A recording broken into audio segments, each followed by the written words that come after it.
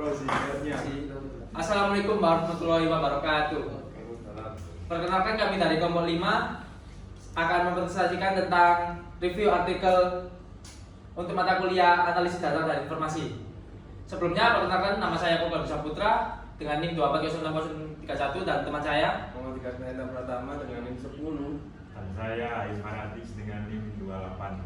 Saya Nina Jopranesti dengan NIM 24061. Selanjutnya, saya akan menjelaskan tentang apa itu analisis prediktif. Untuk pengertian dari analisis prediktif itu adalah sebuah jenis analisis data yang menjawab pertanyaan apa yang mungkin terjadi di masa depan. Contoh, jawabannya yaitu adalah caranya dengan memanfaatkan data historis untuk menemukan pola dan tren, lalu menggunakan pola tersebut untuk membuat prediksi ke depan. Jadi kita membuat sebuah pola untuk memprediksi ke depan. Jadi bukan sekedar untuk melihat apa yang sudah terjadi, tapi berusaha mengantisipasi yang akan datang. Jadi kita memprediksi yang akan datang. Dan untuk selanjutnya, untuk keterkaitan dengan statistik akan dijelaskan teman saya. Keterkaitan dengan statistik dan machine learning, yaitu analisis prediktif tidak berdiri sendiri. Ia berkaitan dengan dua bidang besar, yaitu statistik dan machine learning. Beberapa teknik utama yang digunakan antara lain yaitu jaringan saraf atau neural network, yaitu model yang terinspirasi dari cara kerja otak manusia mengenali pola yang kompleks. Yang kedua ada pohon keputusan atau yang disebut juga decision trees, yaitu pohon keputusan yang digunakan untuk klasifikasi dan pengambilan keputusan berdasarkan aturan-aturan tertentu. Yang ketiga ada regresi atau regression, yaitu metode statistik untuk memodelkan hubungan antar variabel. Selanjutnya ada di alur dan tahapan. Proses analisis prediktif mengikuti alur yang sistematis, yaitu pengumpulan data, pengujian data, pemodelan, evaluasi, lalu deployment atau penerapan. Dalam tahap pemodelan sendiri ada beberapa langkah, mulai dari seleksi fitur, pembagian data menjadi data latih dan data uji, pelatihan model hingga pengujian model.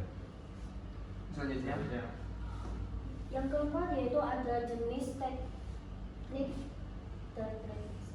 Ada 3 jenis teknik utama yang dibahas dalam ini. Yang pertama ada regresi, yaitu pertama linear regression, mendekatkan hubungan linear antara satu variabel independen dan dependen.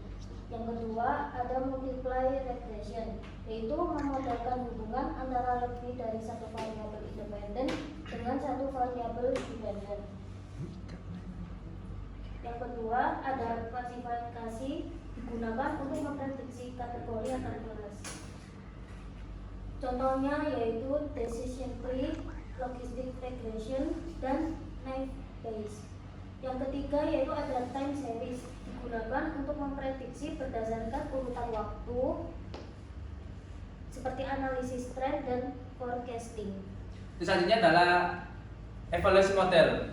Setelah kita sudah membuat model, kita perlu mengukur seberapa baik performanya. Jadi untuk model regresi atau metrik yang digunakan antara lain itu seperti MAE, MSE, dan RMSE. Semakin kecil nilainya, semakin akurat modelnya. Jadi untuk semakin kecil nilainya itu akan semakin akurat. Dan untuk model klasifikasi menggunakan metrik klasifikasi digunakan seperti akurasi, precision, recall, dan conversion matrix.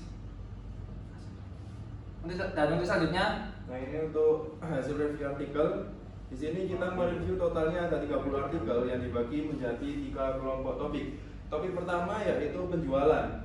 Di sini ada 10 artikel. Secara umum artikel-artikel ini membahas strategi seperti integrasi CRM, omnichannel, AI personalisasi, dan hingga influencer marketing. Kesimpulan utamanya adalah bisnis modern perlu menggabungkan teknologi data dan AI untuk meningkatkan konversi penjualan secara berkelanjutan.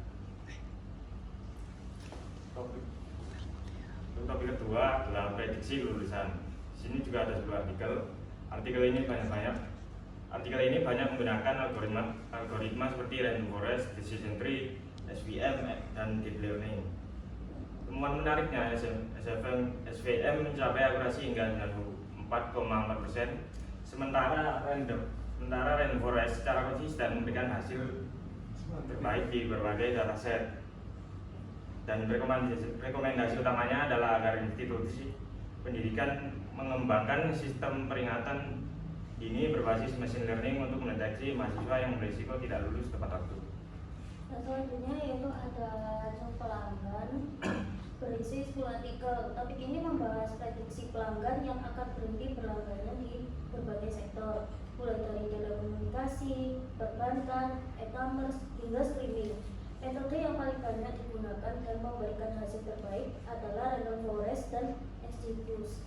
Akurasi tertinggi dicapai oleh kombinasi deep learning dan random forest, yaitu 98,75%.